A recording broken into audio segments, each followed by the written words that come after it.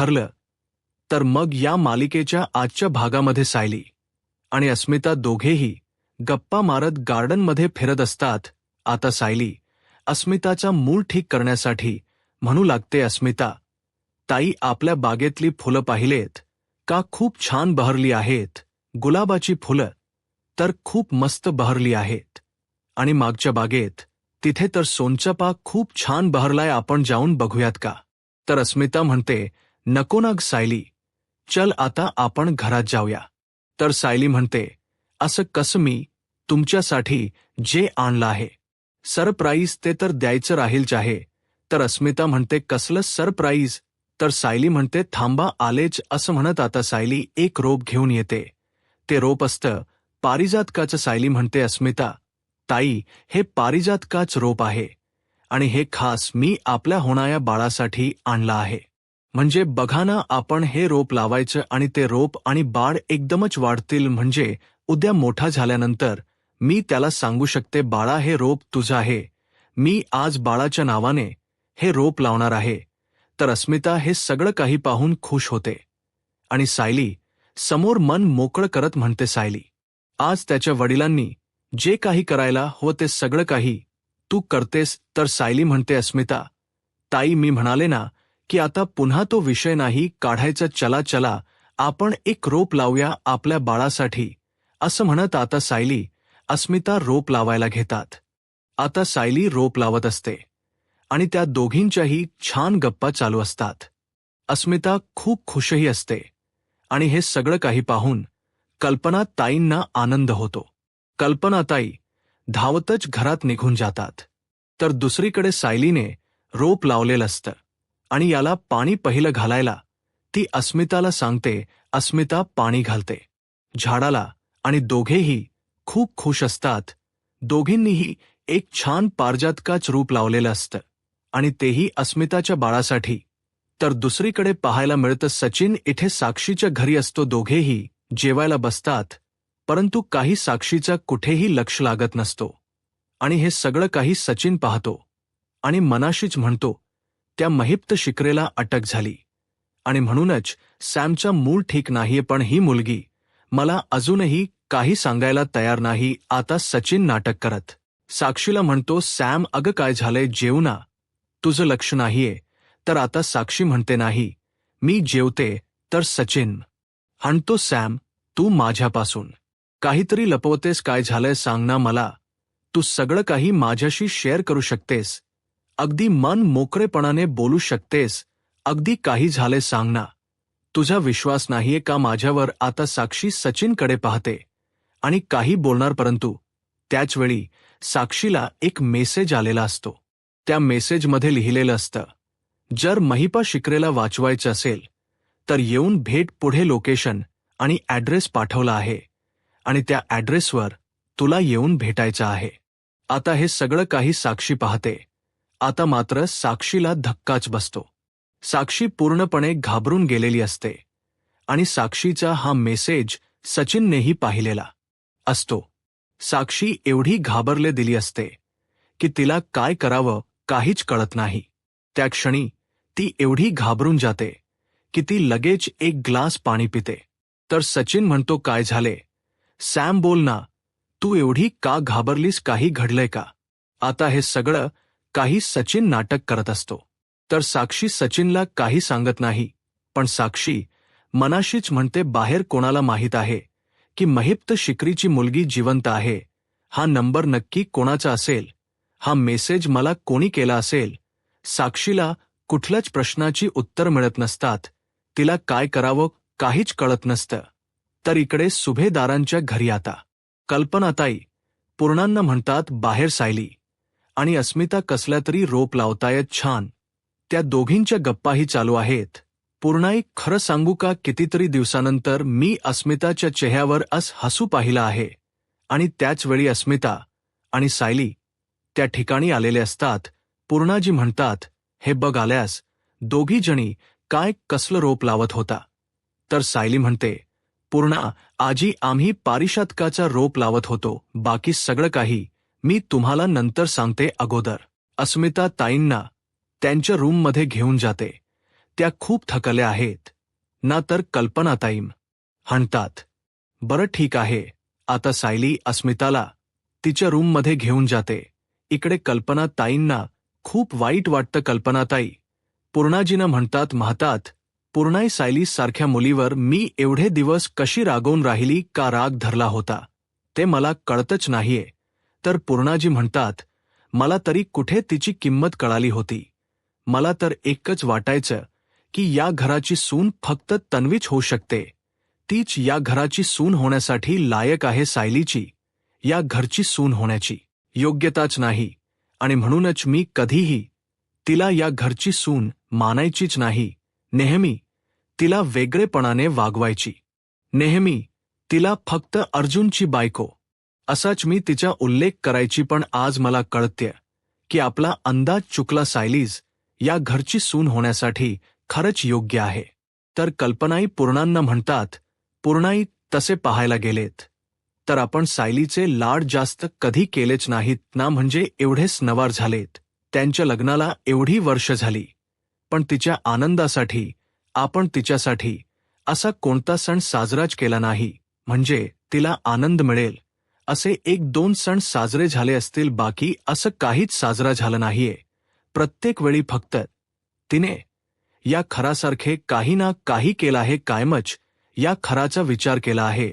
आता सुद्धा बघा ना, मकर संक्रांत जवळ आली आहे, परंतु सुमन गायब आहे.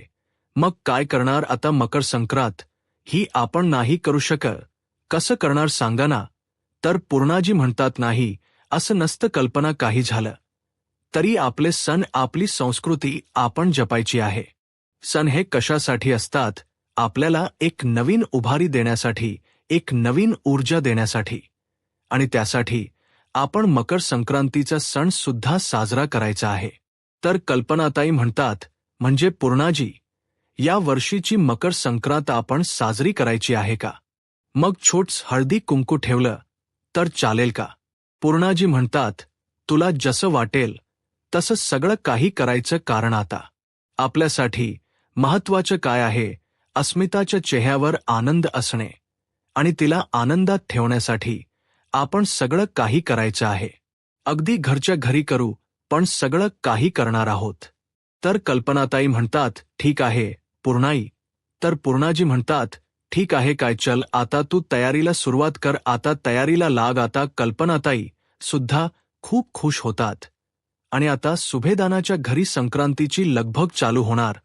तर दुसरीकडे पाहायला मिळतं, अर्जुन मात्र तो काही शांत राहत नसतो. काही झालं तरी महिपात शिखरेंना बोलत करणं, आणि यासाठीच अर्जुन आता पोलीस स्टेशनला पोहोचलेला असतो.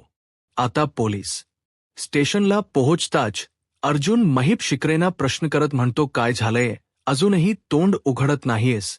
अरे, एक साधा प्रश्न विचारला की रविराज किल्लेदारांचा अपघात तू का घडवून आणला होतास?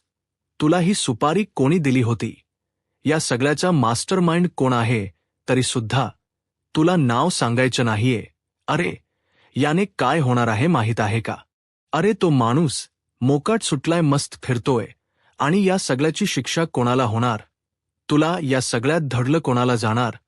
तुला पण नाही ना. तुला त्याचं नाव वच सांगायचं नाहीये का? वाचवतोयस त्याला? मला आता सांग की तो मास्टरमाइंड कोण आहे? तू त्याला का वाचवतोयस? आणि ही सुपारी त्याने तुला का दिली होती? यासाठी तू त्याच्याकडून किती पैसे घेतलेस? आणि तो तुझा मित्र आहे का? तुमची किती वर्षापासून मैत्री आहे? बोल महिपा, बोल. तुला ही सुपारी त्याने का दिली होती? रविराज किल्लेदार, त्याच कुटुंब तू का संपवण्याचा प्रयत्न केलास? या सगळ्यामध्ये किल्लेदार फॅमिलीला तू का इन्व्हॉल्व केलास? या सगळ्या प्रश्नाची उत्तर तुला द्यावी लागतील. परंतु महिप शिखरे काही तोंड उघडायला तयार नसतात. तर अर्जुन म्हणतो, याने काय होणार आहे माहीत आहे का? जी शिक्षा तुझी कमी करण्यासाठी मी प्रयत्न करणार आहे ते करूच शकत नाही. जर मास्टरमाइंड कळलाच नाही तर मग तुझी शिक्षा कमी होणारच नाही. मग आयुष्यभर असाच जेलमध्ये सडत राहा. मी आता एकच करू शकतो, ते म्हणजे पोलिसांना सांगू शकतो की आत्ताच्या आत्ता तुमच्या मास्टरमाइंडचा असणारा शोध थांबवा, कारण मास्टरमाइंड कोणी नाहीये, हे सगळं काही महिप शिक्रेनेच घडून आणलं आहे. या सगळ्या मागे मास्टरमाइंड महिप्त शिक्रेच आहे. त्यामुळे जी शिक्षा द्यायची आहे ती महिप्त शिक्रेलाच द्या. त्यामुळे तू आता काही नाही बोललास तरी काही हरकत नाही, चालेल, मी येतो, कारण तुझाही वेळ फुकट व्हायला नको. आणि माझाही, असं म्हणत अर्जुन आता तिथून जात असतो.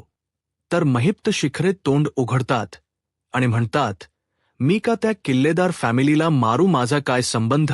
ही सगळी काही सुपारीच होती, मला दिलेली सुपारी. आणि हा महिपा शिक्रे जे काही करतो ना ते छातीत ठोकपणे करतो. तो कोणाच्या बापालाही घाबरत नाही. आता अर्जुन मागे वळतो आणि महिप्त शिक्रेना म्हणतो, हो का? मग तू मास्टर माइंडच नाव का नाही सांगत आहेस? तू त्याला वाचवण्याचा का प्रयत्न करतोयस? महिप्त, माझ्या हातात ही फाईल आहे. ती कशाची आहे तुला माहीत आहे का? ही फाईल त्याच गोष्टीची आहे, 22 वर्षापूर्वी झालेल्या अपघाताची. 22 वर्षापूर्वी जो अपघात झाला त्या अपघाताशी तुझा संबंध आहे. या फाईलमधून स्पष्ट दिसून येते, कारण रविराज किल्लेदार यांचा अपघात झाला. ज्या ट्रकने हा अपघात घडवून आणला तो ट्रक बाबू चालवत होता, परंतु त्याच्या बाजूला महिप्त शिक्रे तू बसला होतास, हे यामध्ये स्पष्ट लिहिलेलं आहे. बरोबर आहे ना? महिप शिक्रे बाबूसोबत, बाबूच्या बाजूला तूच बसला होतास ना ट्रकमध्ये, की दुसरी व्यक्ती होती आणि तू खालीच होतास तुझ्या त्या मास्टरमाइंड सोबत? हे बघायला अपघात नीट होतोय की नाही, आणि या अपघातात ते तिघेही मारले जात आहेत की नाही, होना बरोबर की नाही? आता मात्र महिपा शिक्रे शांतच होतात. अर्जुनने ही सगळं काही सांगायला सुरुवात केल्यानंतर महिपा शिखरेना काय बोलावं काहीच कळत नसतं. ते सगळं काही शांतपणे ऐकून घेत असतात. तर अर्जुन पुढे म्हणतात, आणि महिप्त, त्यानंतर तुला कळालं की प्रतिमा अद्याप जिवंत आहे, आणि म्हणूनच प्रतिमा किल्लेदार यांचा चेहरा तूच चाळलास ना? बोल ना? पण मलाही कळालं नाही की हे सगळं काही तू करत असताना तुला सुपारी देणारा मास्टरमाइंड कुठे होता? मग बोल ना, पटकन बोलायचं. परंतु महिपा शिक्रे काहीच बोलत नाहीत. ते मनाशीच म्हणतात, हळूहळू या सुभेदारला सगळं काही कळणार आहे. याला सगळं काही कळण्यापेक्षा मी आत्ताच नाग्याच नाव सांगून मोकळा होऊ का? असं म्हणत महिपा शिक्रे आता विचार करू लागतात.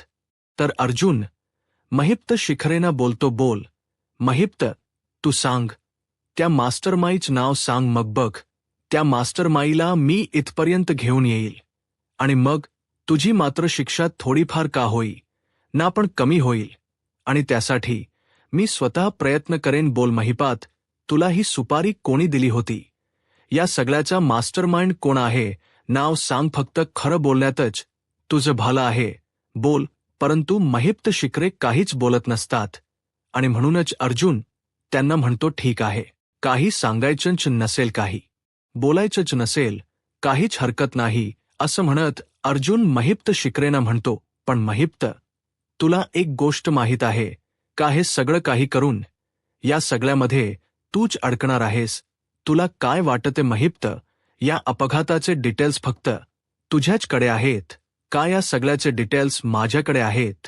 तू जरी नाही सांगितलं तरी सुद्धा मी मास्टर माइंडला शोधू शकतो, तुझ्या समोर घेऊन येऊ शकतो. पण कसं आहे ना, या सगळ्यामध्ये तुझं काय होणार याचा तू विचार केलायस का? तू इथून सुटू शकशील का? आता मात्र महिप शिक्रे शांत होतात आणि मनाशीच म्हणतात, हे सगळं काही नाग यामुळे होत आहे. साक्षीच्या जीवाला काही व्हायला नको म्हणूनच मी शांत बसलो आहे. त्यांना साक्षीची काळजी वाटत असते, आणि म्हणूनच आतापर्यंत महिपा शिकले नागराज काकांचं नाव पोलीस स्टेशनला घेत नसतात, किंवा ते अर्जुनला सांगतही नसतात. तर दुसरीकडे पाहायला मिळतं घाबरलेली साक्षी आता ज्या माणसांनी मेसेज केलेला असतो त्या ॲड्रेसपर्यंत आलेली असते. खूप रात्र झालेली असते तरी सुद्धा साक्षी स्वतःच्या जीवाची पर्वा न करता तिथपर्यंत पोहोचलेली असते.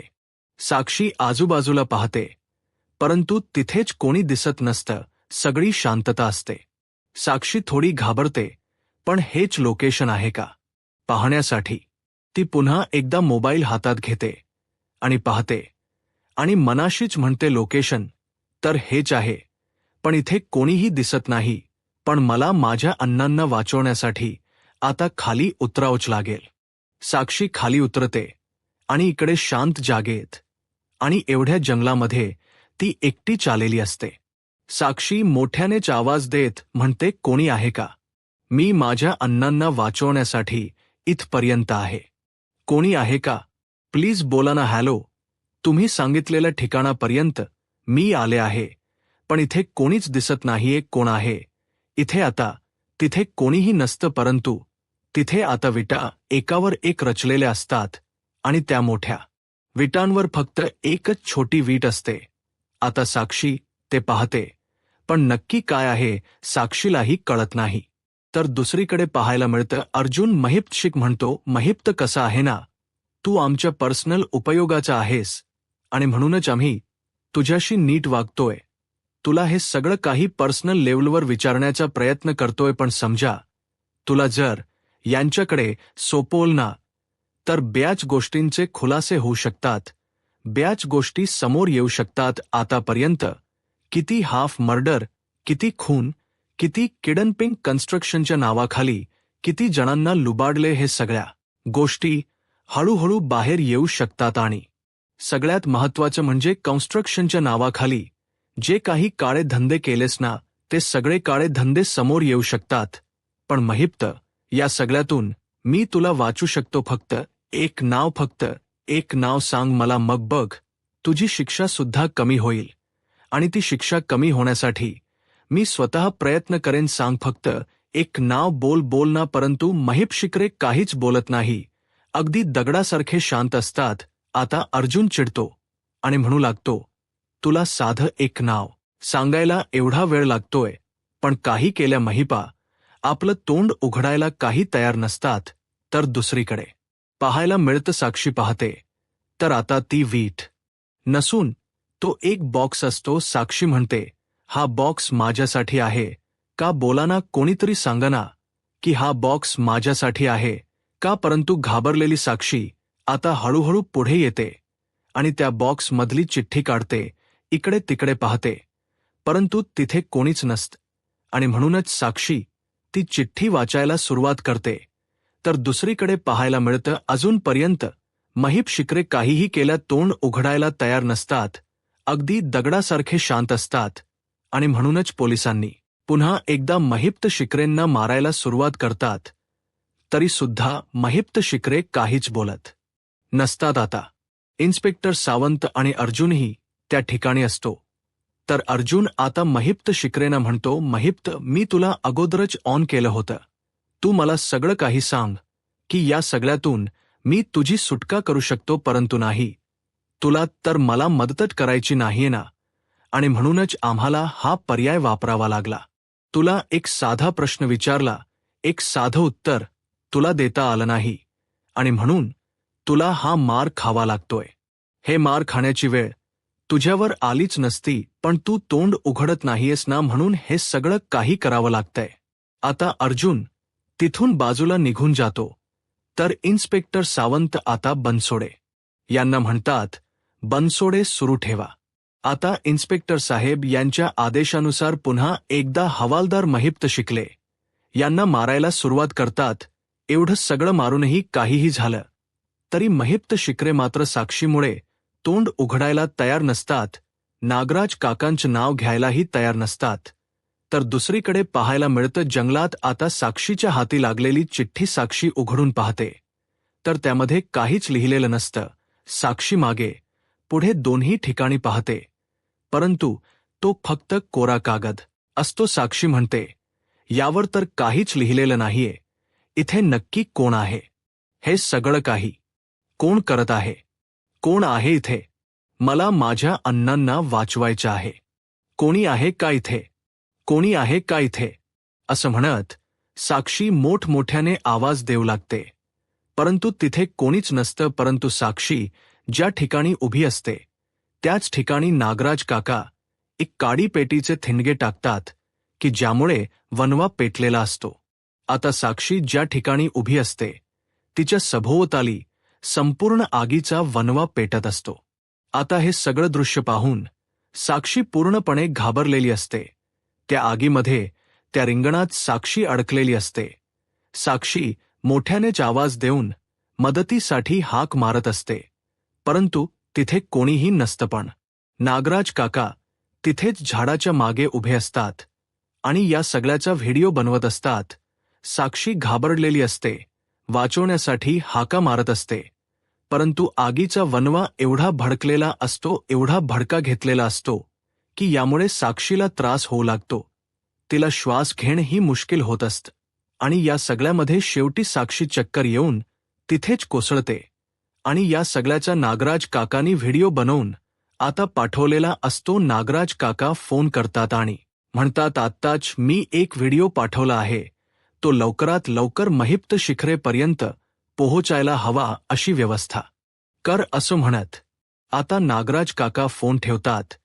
या सगळ्यामध्ये आपलं नाव कुठेही फुटलं जाऊ नये, आपलं नाव पोलिसांना कळू नये किंवा अर्जुनला कळू नये, यासाठी त्यांनी साक्षीला बळीचा बकरा बनवलेला असतो. साक्षी बिचारी या सगळ्यामध्ये अडकलेली असते. तर दुसरीकडे पाहायला मिळतं महिप्त शिखरे एवढं मारूनही त्या व्यक्तीचं नागराज काकांचं नाव सांगायला तयार नसतात. पण एवढा मार खाल्यानंतर महिप शिखरे विचार करतात आणि मनाशीच म्हणतात, नाग्यासाठी मी का एवढा मार खाऊ, काही झालं तरी आता मला पोलिसांना नाग्याचं नाव सांगावंच लागेल. नाग्याला काही करण्या अगोदरच जर पोलिसांनी त्याला अटक केली तर मग तो साक्षीला काही करू शकत नाही. आता तर पोलिसांना मला नाग्याच नाव सांगावंच लागेल असं म्हणत महिपा शिखरेनी आता नागराजच नाव सांगायचं ठरवलेलं असतं. तर त्याचवेळी एक हवालदार साहेब महिप्त शिखसाठी पाणी घेऊन येतात. तर महिप शिखरे त्यांना म्हणतात, मागितलेलं का मी पाणी मागितलं होतं का? महिप्त शिखरे इतका लेचा पचा नाहीये, त्यामुळे निघायचं इथून. परंतु आता हवालदार आपल्या खिशातील मोबाईल काढतात आणि त्यामध्ये आलेला व्हिडिओ आता महिप्त शिखरेंना दाखवायला घेतात. आता तो व्हिडिओ पाहिल्यानंतर महिप्त शिखरेंना धक्काच बसतो. ते घाबरून गेलेले असतात. तर हवालदार आता महिपा शिखरेन हळू आवाजातच म्हणतो, हा तुमच्यासाठी आलेला एक फोड व्हिडिओ आहे आणि त्यासोबत एक मेसेजही आला आहे. जर तोंड उघडलं तर व्हिडिओ नाही तर बॉडी मिळेल असं म्हणत आता हवालदार तिथून निघून जातात. इकडे मात्र आपल्या मुलीच्या काळजीने महिप्त शिखरे घाबरून गेलेले असतात. त्यांना साक्षीची काळजी वाटत असते. तर दुसरीकडे आपलं नाव कोणालाही कळू नये यासाठी नागराज काकांना आता प्रिया सुद्धा साथ देत असते. या सगळ्यामध्ये प्रियाला सुद्धा स्वतःला वाचवायचं असतं आणि म्हणूनच ती आता नागराज काकांची मदत करत असते. आता दोघही येतात आणि साक्षीच्या समोर उभे राहतात. तर प्रिया साक्षीकडे पाहते आणि नागराज काकांना म्हणते, मिशन सक्सेसफुल असं म्हणत दोघेही खुश होतात. तर दुसरीकडे पाहायला मिळतं आता तरी आपल्याला महिप्त शिखरे त्या मास्टरमाइंडचं नाव सांगेल. या भरोशावर, या विश्वासावर अर्जुन पुन्हा एकदा महिप्त शिखरेकडे येतो आणि म्हणतो, महिप्त आता तरी तू नाव सांगशील का? आता तरी तो मास्टरमाइंड कोण आहे हे मला कळेल का? परंतु महिप्त शिखरे घाबरून गेलेले असतात, कारण त्यांना आता त्यांच्या मुलीची काळजी वाटत असते. अर्जुन महिप्त शिखरेंना बोलतो, अजून किती मार खाणार आहेस तू? मार खाऊन खाऊन थकशील, परंतु मी थकणार नाही.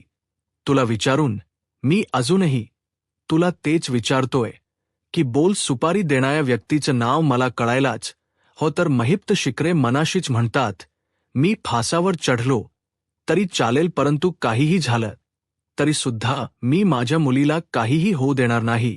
माझ्या लेकराला मी वाचवणार असं म्हणत महिपा शिखरेंनी शेवटी काहीही झालं तरी आता नागराज आणि साक्षीच नाव नाही घ्यायचं हे ठरवलेलं असतं. परंतु या सगळ्यामध्ये महिप्त एवढा गप्प का आहे या गोष्टीचा अर्जुन विचार करत असतो. अर्जुनला वाटत असतं की नक्कीच काहीतरी कारण आहे की ज्यामुळे महिप्त एवढा शांत आहे. तर दुसरीकडे सुभेदारांच्या घरी आपल्याला पाहायला मिळतं सायली कल्पनाताई आणि पूर्णाजीना म्हणते, मी आज आणि अस्मिता ताईंनी दोघांनी मिळून अस्मिता ताईंच्या बाळासाठी पारिजातकात झाड लावलं. अस्मितात ताईंच्या चेहऱ्यावरचा आनंद पुन्हा एकदा पाहायला मिळाला. हळूहळू अस्मिताताई बाळाचा विचार करतील आणि सगळ्या जुन्या गोष्टी विसरून जातील. मला खात्री आहे. थांबा, मी अस्मिता ताईंना जेवणासाठी घेऊन येते. तर कल्पनाताई म्हणतात, सायली अग थांब, आम्ही तुला काहीतरी सांगणार आहोत. म्हणजे मी आणि पूर्णाईंनी ठरवलं आहे की यावर्षी तुमची मकर संक्रांत करायची. पहिली मकर संक्रांत. सायली म्हणते, पण आमचं लग्न तर अगोदरच झालं ना. तर आता पूर्णाजी म्हणतात, त्या कॉन्ट्रॅक्ट मॅरेजच मला सांगू नकोस.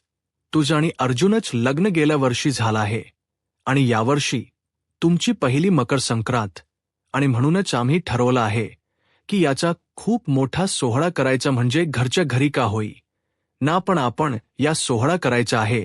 तर सायली म्हणते, पण पूर्णा, आजी सुमन काकू सापडले नाहीयेत, मग हे सगळं काही आपण कसं करणार आहोत. तर पूर्णाजी म्हणतात, मला माहीत आहे, परंतु आम्ही सुमन सोबत तुझ्या आणि अस्मिताचाही विचार करतो. लग्नानंतर तुझ्यासाठी आम्हाला काही करताच आलं नाही आणि म्हणूनच आम्ही ठरवलं आहे की तुझ्यासाठी हे तरी करायचं. तर सायली म्हणते, बरं, तुम्हा दोघींची इच्छा आहे, मग मी नाही म्हणणार नाही. या सणाच्या निमित्ताने का होई ना, पण मी देवीजवळ प्रार्थना करेन की सुमन काकू लवकरात लवकर सापडू देत. तर पूर्णाजी म्हणतात, ठरलं. तर मग सायलीची मकर संक्रांत होणार. सायली आणि अर्जुनची मकर संक्रांत. आणि त्याचवेळी अर्जुन आलेला असतो. अर्जुन म्हणतो, वा, मकर संक्रांत सेलिब्रेशन म्हणजे पतंग उडवायचे आहेत ना ते. तर मी दरवर्षीच उडवतो. तर आता इकडे पूर्णाजी कल्पना ताईंना हाणतात. कल्पना मुलं ज्यावेळी परदेशात शिकून येतात त्यावेळी काय होतं बघितलंस का. कल्पनाई म्हणतात हो हो. तर आता सायली म्हणते, तुम्ही काय हे बोलताय, तुम्हाला माहीत नाहीये का. अहो, मकर संक्रांत हा आपला सगळ्यात संस्कृतीतला एक सुरुवातीचा म्हणजे नवीन वर्षातला पहिला सण. आणि या सणाला फक्त पतंग उडवणं एवढंच नसतं, तर खूप छान तयार व्हायचं. सगळ्यांना तिळगुळ द्यायचे, सुगड पुजायची, हळदी कुंकू घालायचं आणि खूप छान हलव्याचे दागिने घालायचे. तर आता हे ऐकल्यानंतर अर्जुन म्हणतो, हलव्याचे दागिने, हलवा तर आपण खातो ना, मग ते कसं दिसेल. तर आता मात्र कल्पनाताई आणि नाजी डोक्याला हात मारतात आणि म्हणतात, अरे देवा, याचं कसं व्हायचं काही कळतच नाही. सायली म्हणते, काय हो हे सगळं काही तुम्ही मुद्दाम करताना. म्हणजे मी शांत आहे आणि मला चिडवायचं आणि मी चिडले की तुम्हाला बरं वाटतं का. तर अर्जुन म्हणतो, नाही ना, पण कसं आहे, तू ज्यावेळी चिडतेस ना त्यावेळी खूप क्यूट दिसतेस. आता सायली लाजू लागते. तर कल्पनाताई आणि पूर्णांजी सायलीकडे पाहत असतात. तर येणाऱ्या पुढील भागामध्ये आपल्याला पाहायला मिळते ती म्हणजे सायलीची मकर संक्रांत. आता अर्जुन ताई हलव्याचे दागिने घालायला तयार नसतो. अर्जुन म्हणतो, मी हलव्याचे दागिने घालणार नाही, मी अगोदरच सांगतो हा. तर त्याच वेळी आता स्टार प्रवाहाच्या महानायिका तिथे अवतरलेले असतात. तर सर्वच जण अर्जुनला आवाज देत म्हणतात, जेऊ. तर आता काव्या म्हणू लागते, जेऊ, हे हलव्याचे दागिने तुम्हाला घालायचेच नाहीयेत, तर आम्ही सर्वजण मिळून तुम्हाला नटवणार आहोत. आता अर्जुन मात्र पुरता अडकलेला असतो. आता सर्वजण मिळून अर्जुनला रूममध्ये घेऊन जात असतात. आता अर्जुनची झालेली फजती पाहून सायलीला हसायला येत असत. यूट्यूब चॅनलला सबस्क्राईब करा आणि व्हिडिओ लाईक करा. धन्यवाद.